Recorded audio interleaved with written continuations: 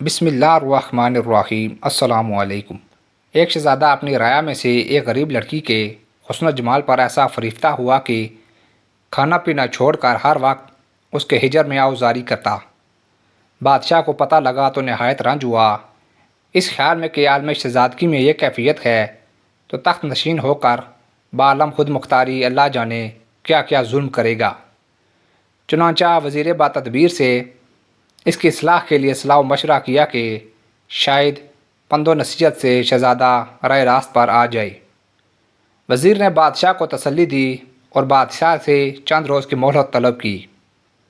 ایک دو روز کے بعد تمام حالات متعلقہ سے واقفیت حاصل کر کے وزیر نے اپنی حکمت عملی اور زور و زار سے لڑکی کے تمام کنبے کو اپنی ملازمت محلات میں لے لیا اور لڑکی کو اپنی بیگم کی کنیز خاص مقرر کیا۔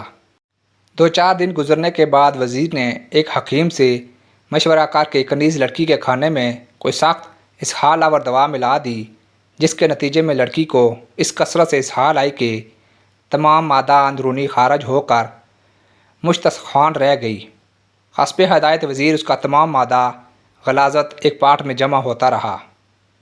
وزیر نے شہزادے سے نہایت رزدرانہ طریقے پر بطور ہمدردی کہا کہ میرے ساتھ چل کر اپنی محبوبہ سے ملاقات کر لے۔ شہزادہ اس غیر متوقع کامیابی سے خوش ہو کر وزیر کے محلات میں گیا۔ وزیر نے بیمار لڑکی کو اس کے سامنے پیش کر دیا۔ شہزادے نے رنجیدہ ہو کر کہا، آپ میرے ساتھ تمسخر کرتے ہیں جو ایسی مکروہ بدشکل بیمار اور کمزور لڑکی کو میری محبوبہ بتلاتے ہیں۔ وزیر نے حلفیہ کہا کہ یہ وہی لڑکی ہے جس کے ہجر میں آپ اس قدر لاغر ہو رہے ہیں۔ شہزادے نے پوچھا، وہ تو نہایت حسین و جمیل تھی، اس کا حسن و جمال کہاں گیا؟ وزیر نے غلاظت بھرے پاٹ کی طرف اشارہ کر کے اس کا حسن و جمال اس پاٹ میں بند کر رکھا ہے۔ شہزادے نے متعجب ہو کر پاٹ کو جو کھولا تو اس کے تعفن سے غشی کسی حالت طاری ہو گئی۔ ہوش آنے پر وزیر نے کہا، اس حسن کی اصلیت یہی ہے جس پر کہ آپ اس قدر فریفتہ تھے۔ چنانچہ شہزادہ اس تمام واقعے کی حقیقت سے باخبر ہو کر آئندہ اس قسم کی ناجائز حسن پرستی سے تائب ہو گیا۔ انسان کو چاہیے کہ ظاہر پر فریفتہ نہ ہو، کیونکہ اس کی اصل سراسر غلاظت کی پوت ہے۔ اسی طرح ایک شہزادہ اپنے محلات کی کنیز پر فریفتہ ہو گیا۔ شہزادے کے زیادہ اصرار پر اس عصمت مجسم کنیز نے بظاہر رضامندی کے طور پر دریافت کیا کہ آپ کو میرے حسن میں سے سب سے زیادہ کون سی چیز پسند ہے؟ شہزادے نے کہا، گرچہ تم سر تپا تصویر حسن ہو، لیکن تمام اعضائے جسمانی میں سے مجھے تمہاری آنکھیں سب سے زیادہ پسند ہیں۔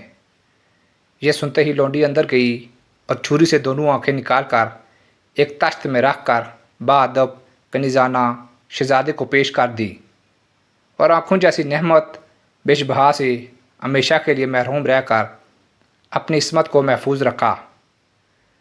شہزادے پر اس غیر متوقع اور اس قدر جرأت مندانہ اقدام کا ایسا زبردست اثر ہوا کہ آئندہ کے لیے وہ ایسے گناہ عظیم سے ہمیشہ کے لیے تائب ہو گیا۔